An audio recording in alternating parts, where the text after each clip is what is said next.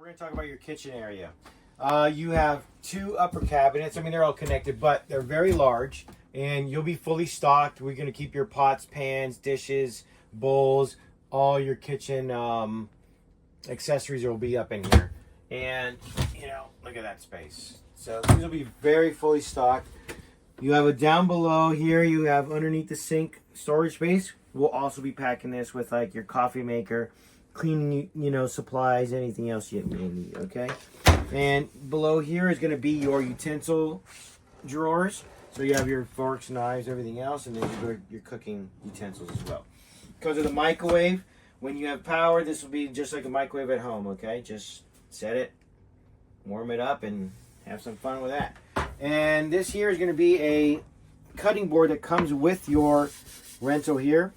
And very large kitchen sink, okay, with a really nice faucet that goes with that. And you have a 3-range stovetop, okay. And this is how you turn on your stovetop. Turn the gas on to high, and it's just a spark.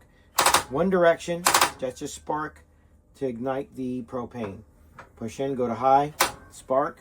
Push in, go to high, spark. All three of them are working. You can then adjust them, temperature you need, and go to off. And that's it. And then we're gonna walk over here, and this has a nice feature, which is a extension countertop for more workspace here. These have 2 levers on here on the bottom, and you just kind of like set them down, and it just kind of gets right into that groove, and you have an extra workspace here.